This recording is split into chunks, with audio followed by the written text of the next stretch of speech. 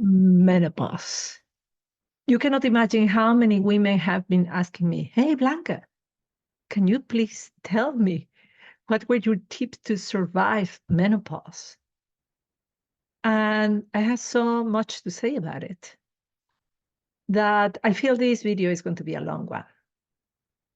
But to make it a little bit more visual, I decided to do it like if we were having coffee and putting up our makeup. So maybe you want to do it together with me to get your coffee, your tea, or your drink of your preference, and put on your makeup, sit down, and let it in. Of course, I will put all the timestamps so you know where you need to go and you will come back. I'm also creating a resource for you where I'm going to put all my resources, the doctors that I have, that I listen here in YouTube, the books that I have read, uh, the materials that I have, that I use.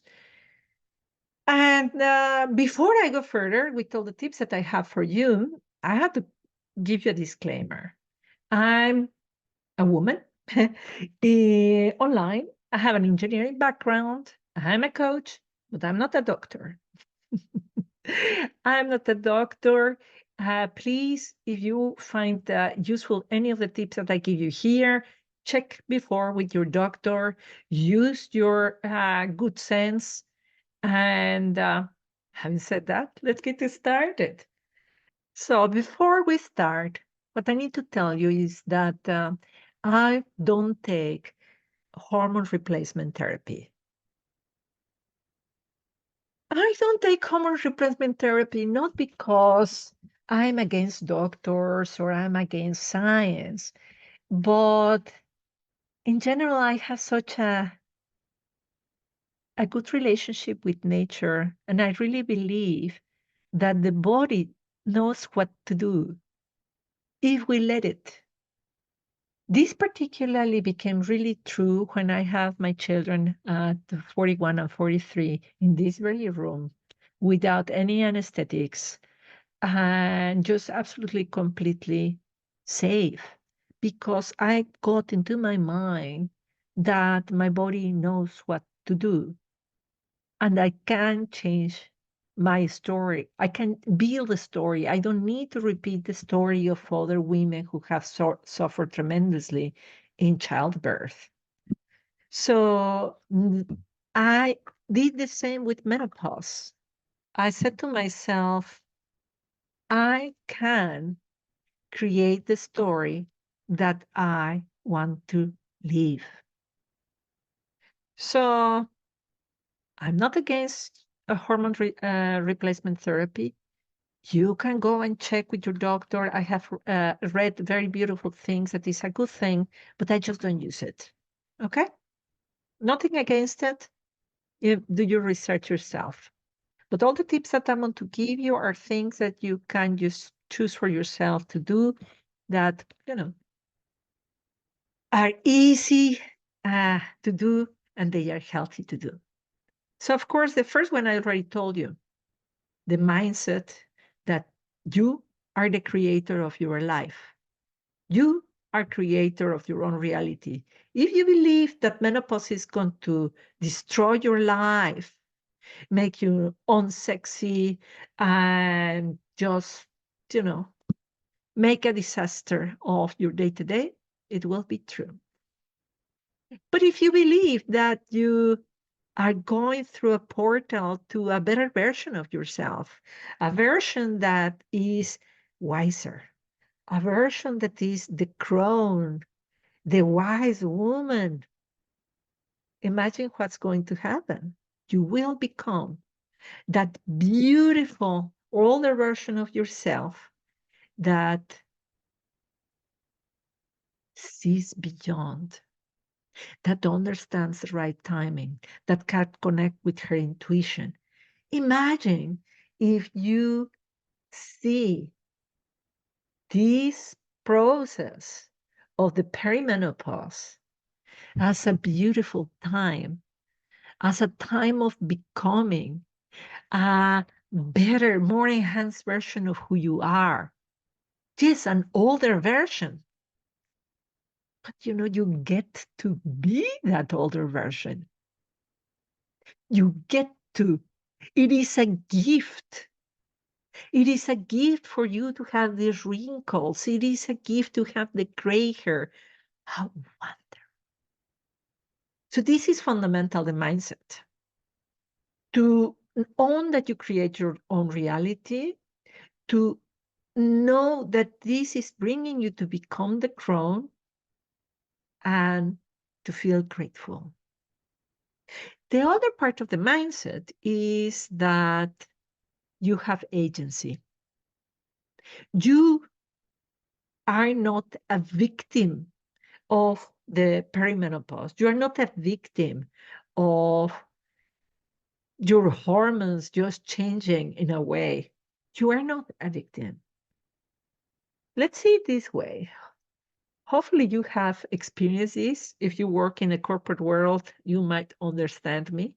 But the way I understand menopause is like a reorganization. Your ovaries stop working, and your adrenal glands take over the work that still needs to be done. Yeah, this is a very uh, basic summary of how I understand it.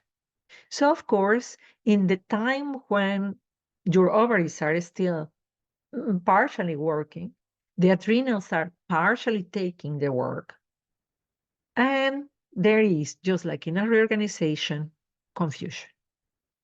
Okay, so now you know that. What you're going to do? Create an environment that doesn't stress the system. Create an environment that is easy for your body. You already know that this is going to be stressful for your body. And what do the adrenal glands do? Deal with stress. So concentrate in reducing the stress of your body. Very, very simple. And these are all the tips that I'm going to give you about in this video. It's about reducing that stress. And mind me, I'm going to get really, really specific on the things that I do.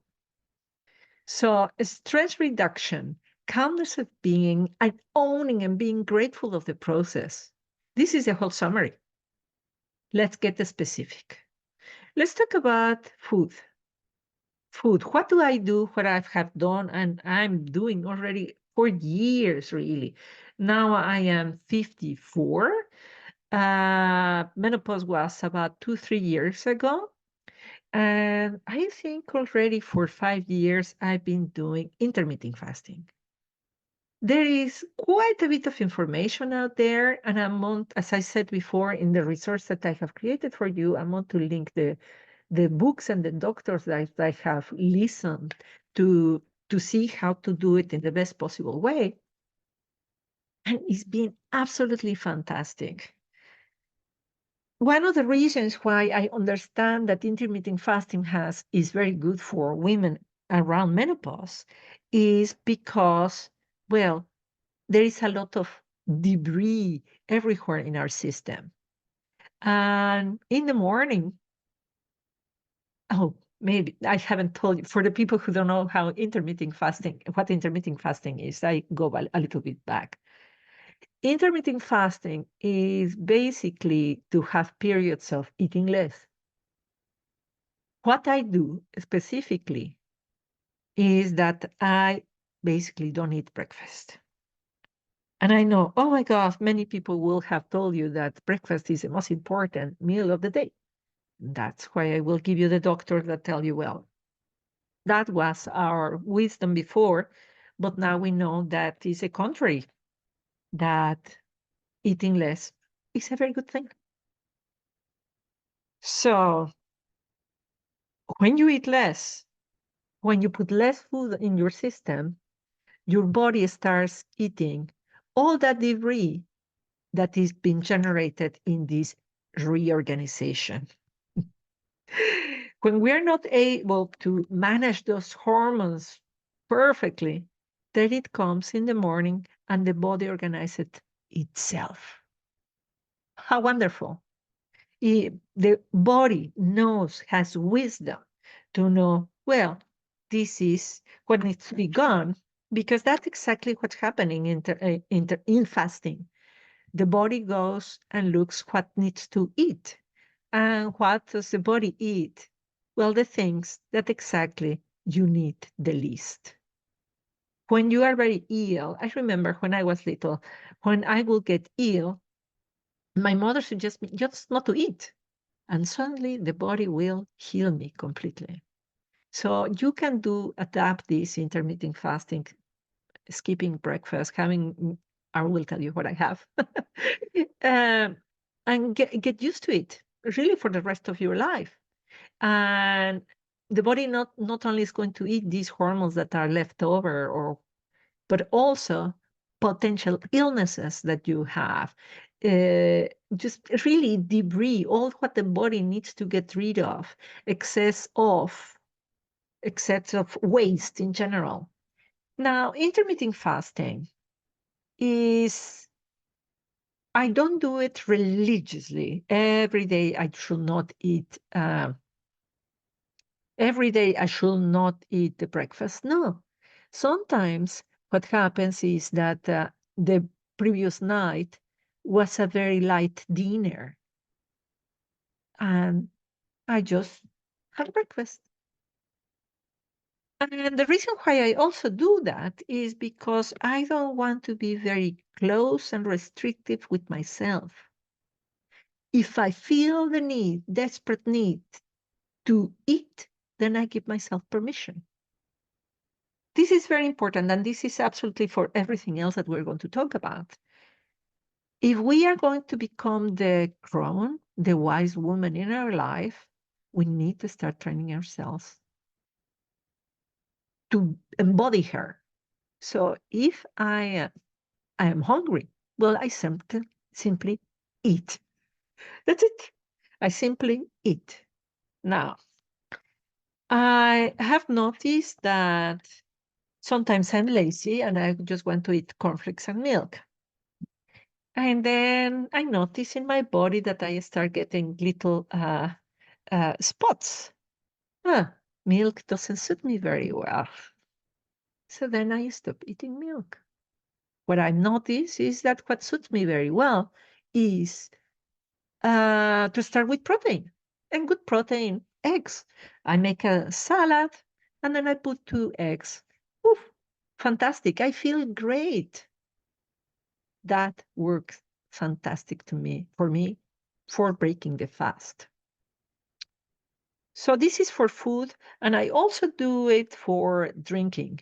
I call it also intuitive drinking, especially when you think about alcohol. I I'm not sure, but maybe I was an alcoholic. I'm not sure about that. But I used to drink every evening for years. And in some occasions, some years ago, I will drink a lot. So I decided that to stop that. So some years ago, I took 3 months off without alcohol, and it was amazing. People saw me afterwards and like, what happened to you? You are thinner, your face looks better. Oh, what happened? I didn't do any diet or anything. And it was the alcohol. So I really stopped taking alcohol altogether during those 3 months.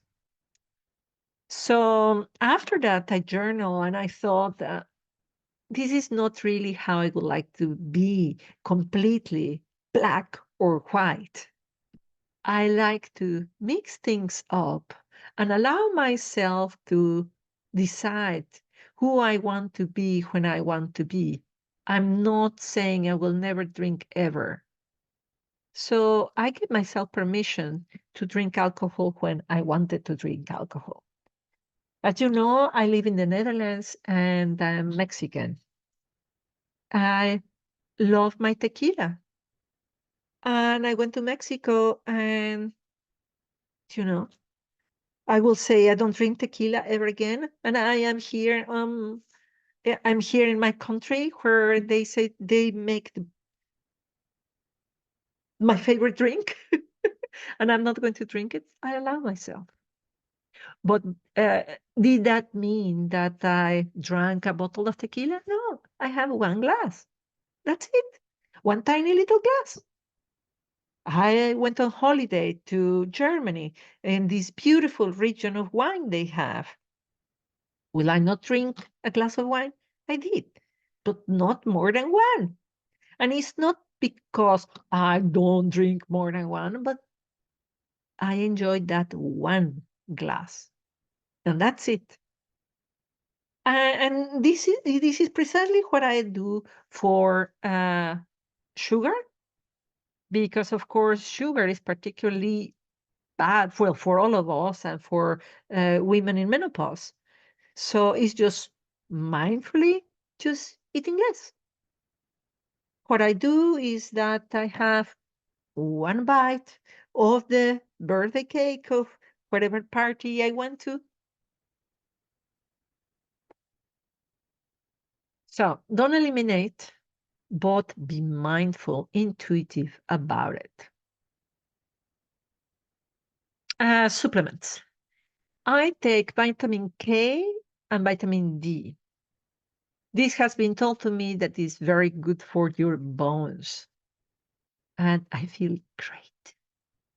I will tell you later what I do for exercise, but I feel so strong, stronger than when I was younger, struggling that 20, 30 years ago. Seriously, it's really great. Vitamin K, vitamin D, magnesium. Magnesium, particularly for the stomach. That's just very good. The stomach and for sleep. It's really great. Magnesium. For food, I told you how I eat in terms of don't eliminate, but be mindful. And the diet that I follow is very simple. It's just a Mediterranean diet. What is uh, what is important for me is the order that I eat. I really follow it as an Italian or a French, that you start first with the salad, then the protein, and at the end, the carbohydrates. There is a doctor that explains you everything scientifically. I'm going to link her in the document that I'm creating for you, uh, so that you see all the science, why this works. It is absolutely amazing. I have been in the same size for years since I do this. I did not gain weight with the menopause just by following this. Okay. Food, complete. Exercise. Exercise, that has been so interesting. I used to be the exercise almost freak. I used to train so much. When it was the time of the aerobics, I think I was doing 1 or 2 classes a day. Oh my God, I exercise so crazily, so much. I used to swim, a couple of kilometers. I went to the swimming pool several times a week, and I was in worse shape than I am now. So, what I do now is to give myself more time to recover.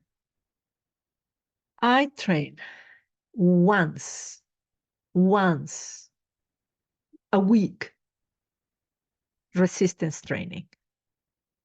This is absolutely fantastic. I am so happy about this training because I have a fantastic trainer to start with, a great person who is directly telling me what I should do because, 54, I wake up with something on the shoulder or something of the knee or the elbow. And he says, well, in this case, you do it this way. So this personalized attention is very important. If you can find it, go to the gym close to your house, get into resistance training. This is so important for your bones, for your joints. And also, the training is not to be beautiful. For me, the training is longevity training. so that I have it in my mind that I want to be the grandma playing with my grandchildren. And my children today are teenagers, so I have to wait 20, 30 years for be a grandma. So I will be training 20, 30 years to be able to accomplish that goal I have. Resistance training. The other thing that I do is that in the evening before going to bed, I have a little ritual of using an acupuncture mat with some needles, like it sounds like torture, but it's really a pleasure. It's like creating acupuncture for your own body. This has helped me tremendously, particularly when I had a very heavy day.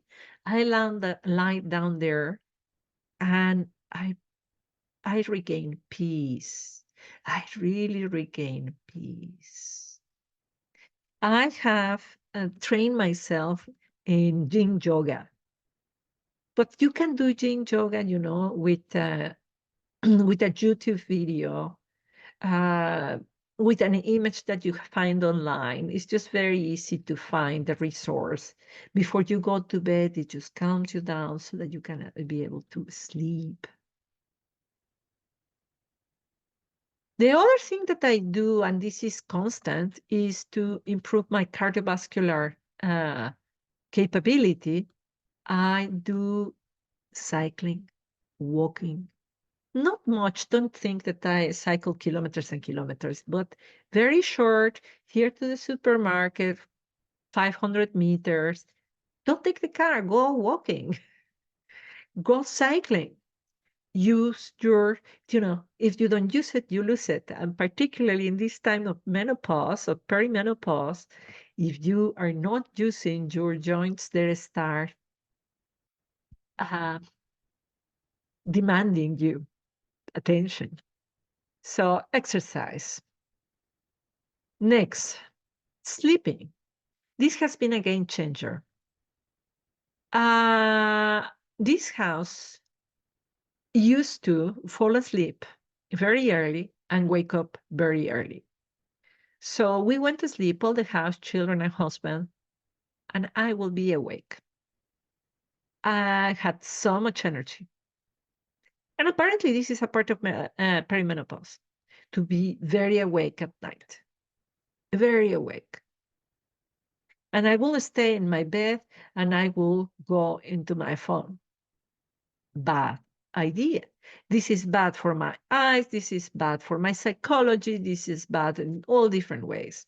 If that happens to you, don't stay in bed because otherwise you're training yourself that that's the place where you are behind the telephone. Stand up. Do something soothing. Soothing like the yin yoga, soothing like this mat, you buy it, having a warm cup of tea, having a warm cup of milk, do something soothing, meditate so that you can just go back to bed. Don't stay in bed pretending that one day you will fall asleep by being with your mobile phone. This change of behavior has been tremendous for me. If I cannot sleep, don't stay in bed. Okay, self-care. Self-care has been about, the things that because everything is self-care, but what I classify here is how I specifically take care of myself outside of what is food, exercise, and sleep. Every single Friday, I have a spa day. I go training in the morning and then I come back for my spa day. And this means that I put oil on my hair, I massage it, I put a face mask, I wash my hair. The whole thing that everybody says that is very good to do for you. And maybe you say that one day you will do it. I do it on Friday. Every Friday happens that. No matter rain or shine, it's every Friday. And it's very interesting because I try to do it before every Sunday or every Saturday. But what happens? As mothers, we have all these other things to do with the children, with the husband, and your self care doesn't happen. So schedule your self care on a day that you know is going to happen. Maybe you can put your foot down on Saturday and Sunday or do it during the week. Many women here in the Netherlands take Wednesday off to do the spa day.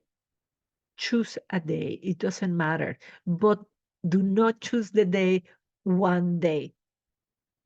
A day is Monday, Tuesday, Wednesday. You get the drift? Schedule it, do it. When you do this, you will create more space. You clean all these hormones and all the debris that the process is creating. The other thing about self-care that I do is to study something that has nothing to do with the work that you do. I can tell you. Uh, this week, I have been studying history.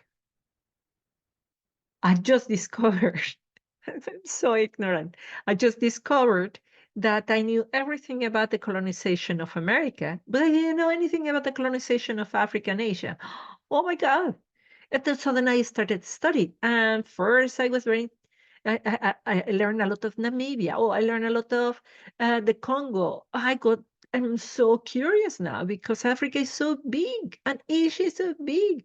And I'm fascinated. It's just the 19th century and how that connects with other things that I knew. I'm getting into, and you know what happens? This is the best thing for, well, against Alzheimer because this is what is happening.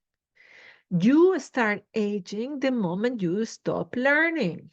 So start learning anything. I tell you history, that's for me, of a part of history that I totally ignored. I swear to you that there is something that you don't know. As smart as you are and highly educated as you are, there must be something that you don't know. I studied history. I subscribed myself to an astrology course. I'm studying Latin. Last year, I studied French. Anything that you can study. A language, a music instrument. Music instruments are particularly good. And music instruments that use the two hands, like the piano, like the harp, are particularly good because then you use the two parts of your brain. And as you start using the two parts of your brain, your whole system rejuvenates. I also classify it in self-care. It's a very strange classification, self-care, but is that I do constant reviews of my life. Every day I create a plan of how I want to feel that day. Every week I create a plan of the same. Every month I create a plan of the same.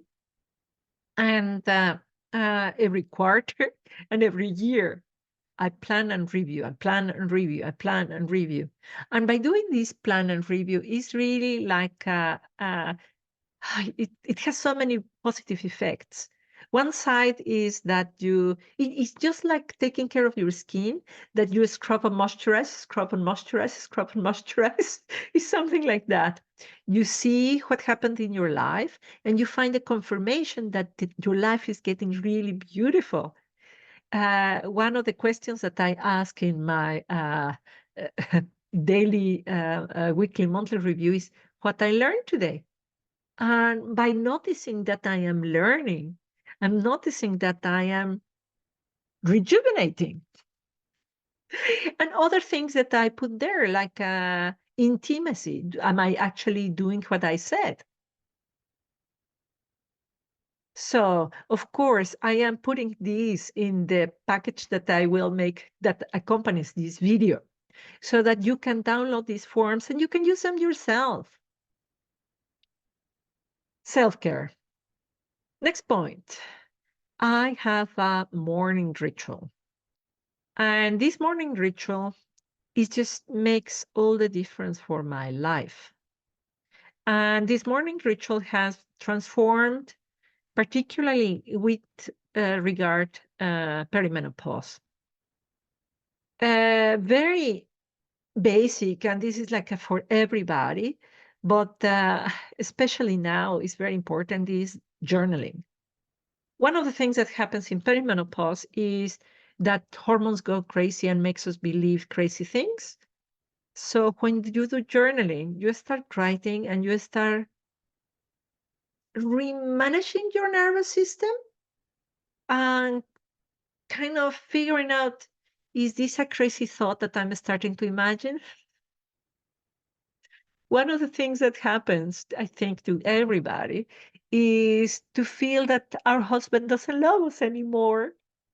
And when you see and you start journaling and you start questioning your thoughts, investigating them, you can investigate them very well with the work of Byron Katie. Oh, certainly my husband doesn't love me. And the first question of Byron Katie is that true? So as you investigate your thoughts, you can calm down. You can start falling off with reality again. It's very important journaling now. It's the most important because as calmer you are in your mind, you will be able to act, to embody everything else that I've been talking about in this video. Journaling.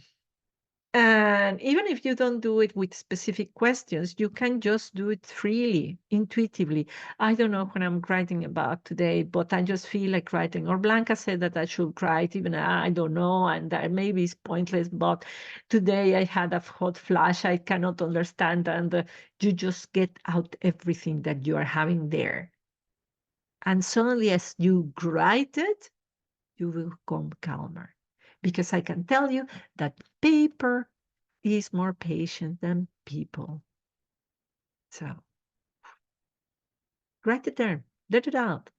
Don't the subject. This is the subject with the perimenopause. Is that a lot of debris, physical and mental, just comes out. It's like a volcano. So what we need to do is to allow it, to really be in the flow of letting go all this, mentally and physically. So journaling. The other thing that I do is that I do something that I learned in Italy in a beautiful yoga retreat, and they call it ricarica. Ricarica, beautiful Italian. Eh? Well, it is to recharge, and it's an energy recharging methodology that comes from yoga. I will put a video in the information that I am going to link to you. Is basically to move your body in a way and even to jump to reactivate your lymphatic system. And when I don't do it, I can tell you I'm like this all morning until I have my coffee. But when I do it, I am just like transformed from totally asleep to awake. It is so powerful. Highly recommended. Rikarika. The other thing that I do in my morning ritual, of course, I don't eat, but what do I drink?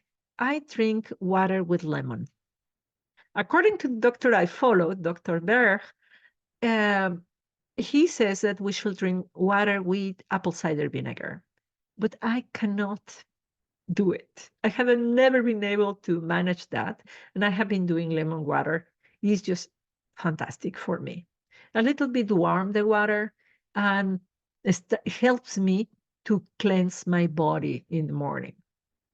The other thing I drink is a cup of coffee and have the supplements that I already talked about, vitamin K and D, and that's what I do in the morning. Um, Another point. The other point is about oxytocin. You see how beautiful the the ovaries stop working, and the I always think in Spanish this one, glándulas suprarrenales, the adrenals, and the adrenals take over the work of the ovaries. So what do they produce? The adrenals, they produce either adrenaline or oxytocin. And oxytocin is the love hormone, but it's the love of a hug, the love of the birth of a child, the the the the hormones that you get when you pet a cat, when you do your plans, when so I make sure that I produce oxytocin. So I have a really clear schedule of when I am with each one of my family members. My son, I'm with him in the morning. We study together, we hug each other. This is the time to be with each other. With my daughter, it's in the evening, and it's a moment when she goes to bed, and that's when we talk. For my husband, it's also the evening, and we talk, and how was it, and what you want, and what are your dreams. And sometimes it's really profound, sometimes it's really superficial, but it is a hug. You produce oxytocin when you hug people. So hug people daily. And the other thing that I have learned, and this is maybe, oh, this is emotional, very emotional. Uh, uh, for me, as I age, people who are older than me are starting to die. So I just hug them very, very well because I don't know when I will see them, if I will see them again. This last weekend, I saw the mother of a friend of mine, and this woman likes me very much because I like her very much.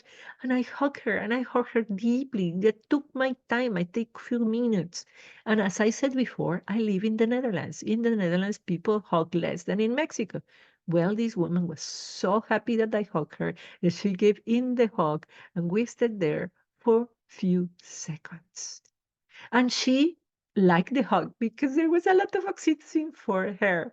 So the good thing about oxytocin is that when you produce it, you give it. And when they produce it, they give it to you. It's really like, ooh, like a hall of mirrors. The more you give it, the more you get it. And the more oxytocin you give and get, the better you'll be, particularly now in this transition. And I give you the last point, and the last point is what do I do in case of emergency? Oh my God, something is happening. Hot flashes. For me was I didn't have hot flashes. I had the hair was falling. I for me it was acupuncture. Acupuncture did wonders for me. I have a fantastic acupuncturist. If you live in Amsterdam, I will link her data below. And wow, that was a long one.